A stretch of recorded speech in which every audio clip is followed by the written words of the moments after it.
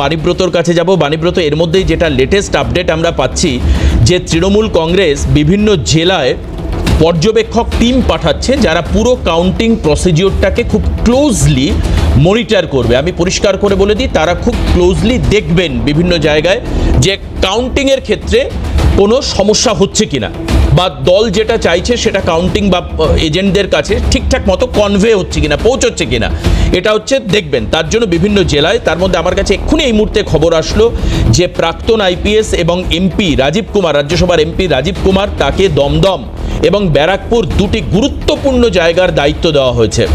এরকমভাবে অনেক টিম করা হয়েছে, মহিলাদের দ্বারাও টিম তৈরি করেছেন তারা।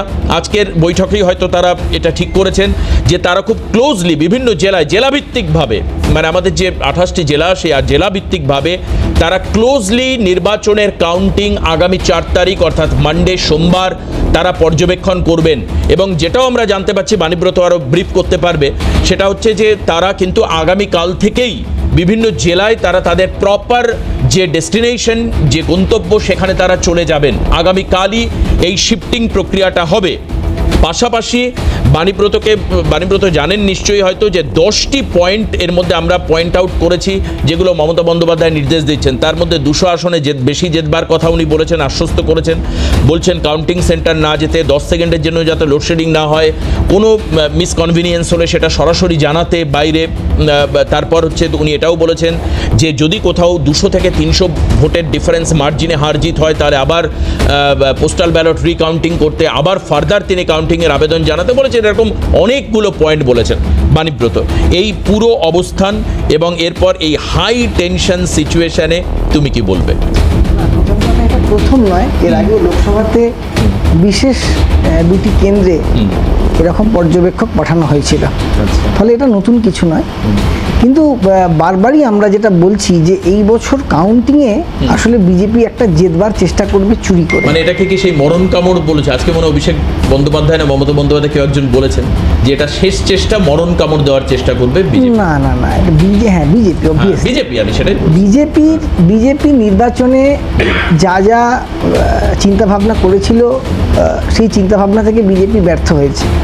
খুব পরিষ্কার, তৃণমূল কংগ্রেস একটা বিরাট সংখ্যা নিয়ে ক্ষমতায় আসতে চলেছে। এখন বিজেপির একটাই আস্থা এবং ভরসার জায়গা হচ্ছে যে কাউন্টিংয়ে যদি চুরি করা যায়। এবং ইতিমধ্যেই আপনি জানেন যে একটা নিয়ম পরিবর্তন হয়েছে, যেটা অন্যান্যবার থাকে। সাধারণভাবে যারা প্রার্থী হন এবং প্রার্থীদের যারা চিফ ইলেকশন এজেন্ট হন, তারা মোবাইল ফোন ব্যবহার করতে পারে। এবছর সেই মোবাইল ফোন ব্যবহারেও নিষেধাজ্ঞা জারি করা হয়েছে। অর্থাৎ মানে তৃণমূল কংগ্রেসের কেউ যাতে নির্বাচনের কাউন্টিং হলে ঢুকে গিয়ে অপ্রীতিকর কোনো পরিস্থিতি হলে যাতে দলের সঙ্গে যোগাযোগ করতে না পারে, সেই একটা ব্যবস্থা বিজেপির পক্ষ থেকে করা হয়েছে। নিশ্চিতভাবে দল থেকে একটা বিভিন্ন জেলায় জেলাওয়ারি প্রতিনিধি দেওয়া হয়েছে। আর ব্যারাকপুর দমদমের জন্য রাজীব কুমারকে দেওয়ার উদ্দেশ্য এটাই যে এখানে সবথেকে বেশি আমাদের দ্বিতীয় দফার ভোটে আমরা প্রকাশ্য দেখেছি যে কেন্দ্রীয় বাহিনীর জওয়ানরা আমাদের কাউন্সিলরদেরকে মারছে। এখানে গুন্ডা রাজ চলছে ব্যারাকপুরের বিভিন্ন জায়গায়, যেখানে যেখানে গাজওয়ারি করে একটা ভোট শেষ মুহূর্তে একটা বানচাল করে দেওয়ার চেষ্টা করা হয়েছে। এবং দল এটাও বলেছে সিএপিএফ সিআরপিএফ যাদের মেরেছে তাদেরকে পুরস্কৃত করা হবে। যারা যেভাবে জান বাজি রেখে যারা লড়েছে তাদের নিশ্চয়ই দল পুরস্কৃত করবে। এবং কাউন্টিংয়ের দিনও দাঁতে দাঁত চেপে তৃণমূল কংগ্রেসের প্রত্যেকটি কর্মী যারা লড়বে, দল শেষ মুহূর্ত পর্যন্ত পাশে থাকবে। একদম পরিষ্কার সিদ্ধান্ত। একবার বাণীব্রত ছোট্ট করে বলবে কি রকম সংখ্যা এখন তুমি চোখ বুঝলে মনের মধ্যে হচ্ছে যে কোন সংখ্যাটা পেতে পারো? এবং মানুষ যেভাবে ভোট দিয়েছে, না সেটা তো মানুষের, না না আমি তা বলছি, কি মনে হয়? আমি তা বলছি না, আমি বলছি যে সংখ্যায় ভোট পড়েছে। তৃণমূলের মানে 200 আপ বা 2/3, এটা খুব স্বাভাবিক একটা ফ্যাক্টর। তুমি 200 আপ ভাবছো। সুভাষিস দা, প্রথম জানবো হচ্ছে পোলিং এজেন্টদের তোমাদের কি বলা হলো বা কি? প্রথম কথা হলো, নমস্কার দর্শকদের। পোলিং এজেন্টের মানে মোটামুটি যা মমতা ব্যানার্জি বলেছেন একই রকম প্যাটার্ন, একই, এর মধ্যে কোনো আলাদা তেমন কিছু নেই। হ্যাঁ, তবে এটা মানে তোমাদের ক্ষেত্রেও তাই? হ্যাঁ, আমাদের ক্ষেত্রে একটা বলা থাকবে, বাইরে যারা ভিড় করে থাকবে তাদের প্রেসারে যেন কোনো অবস্থাতে প্রশাসন মানে মাথা নিচু না করে। আচ্ছা, একটা জায়গায় সুভাষিস দা বলবে, অন্যবারও তো কাউন্টিং হয় বা বিভিন্ন সময় তুমি দেখেছো, তুমি নিজেও থেকেছো কিনা আমি জানি না, নিজেও থেকেছো। মূলত ভেতরে কি ধরনের গন্ডগোল হয়, কারা বেশি করে? না, গন্ডগোল দু টাইপের হতো। যেমন আমি বলি, সেটা হলো ব্যালটে যখন হতো, ইভিএমে যখন হতো না, ব্যালট থেকে আমি বলছি, ব্যালটে যখন হতো তখন কিন্তু ব্যালটগুলোকে শর্টিং যখন করানো হতো তার মধ্যে একটা দুর্নীতি থাকতো। আচ্ছা, দ্বিতীয়ত যেটা হলো সেটা হলো, ধরে নাও আমি গুনতে বসেছি, আমার ঠিক উল্টো দিকে সেই সময় শাসকের সবচেয়ে বড় মানে ভীষণভাবে যে কিনা ভয় দেখাতো লোককে, সে হয়তো উল্টো দিকে বসে রয়েছে। ফলে সে কন্টিনিউয়াসলি ইন্টিমিডেট করেছে, কন্টিনিউয়াসলি ভয় দেখিয়ে যাচ্ছে, বেরোও তোমার হচ্ছে, বেরোও তোমার হচ্ছে, এইটা করে এটা যে যেখানে শক্তিশালী সেই জিনিসটা হয়ে থাকে আর কি। তো এবার শাসক সেটা করেছে, ফলে অনেকেই ছেড়ে চলে যায়। ইভিএম এর বেলায় কি মানে ভয়ের লেভেলটা এত দূর অবধি যায় যে কাউন্টিং সেন্টার ছেড়ে বেরিয়ে যায়? হ্যাঁ, কাউন্টিং সেন্টার।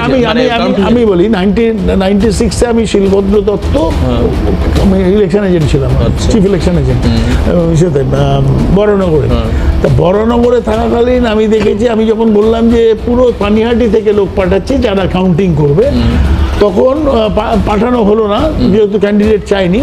কিন্তু আমি দেখেছি যে যেভাবে রেসিস্ট করার দরকার ছিল সেভাবে পারেনি রেসিস্ট করতে, ভয়ে। এইবার ঘটনা যাই হোক, সেটাতে আমি যাচ্ছি না, পুরোনো কথা। কিন্তু লড়াই বেশ কিছু জায়গায় লড়াই আছে, বেশ কিছু জায়গা ফাঁকা করে দিয়েছে, এই জিনিসটা ছিল। কিন্তু ইভিএম এর ক্ষেত্রে যেটা হতে পারে সেটা হলো ইভিএম একটা জালের দূরত্বে রাখে, একদম ব্যালট যেমন কি একদম কাছাকাছি যাই তুমি দেখতে আর বড় বড় যে থাকে, বড় পেপারটা থাকে, বড় সমস্ত কিছু।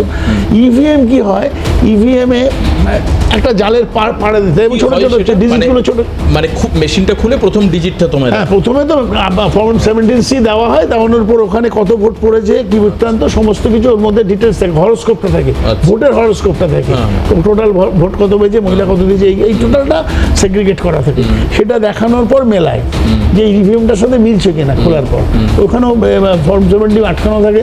সব কিছু করার পর দেখে যে টোটাল ইভিএমটা খোলার পর, হ্যাঁ এত টোটাল পোল্ড ভোট হলো এত, হ্যাঁ 1210 বা 605 দেখাচ্ছে, ইভিএমও দেখাচ্ছে 605। আচ্ছা, এইবার ঘটনা তারপরে গোনা।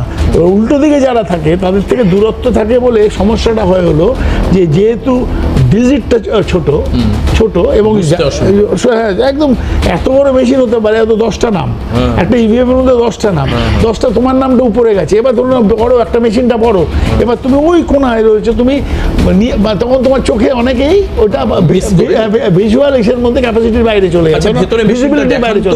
কর্মচারীরা মানে যারা ভোটের, হ্যাঁ যারা ভোট, সরকারি কর্মচারী, এখানেও ম্যানিপুলেশন হয় বলছে। হ্যাঁ কেন হবে না, হয়তো সব জায়গায়। ধরুন না, আমি বলছি একটা কথা, মানে এটা ভীষণ প্রাসঙ্গিক, যার জন্য আজকে বলতে বাধ্য হচ্ছি।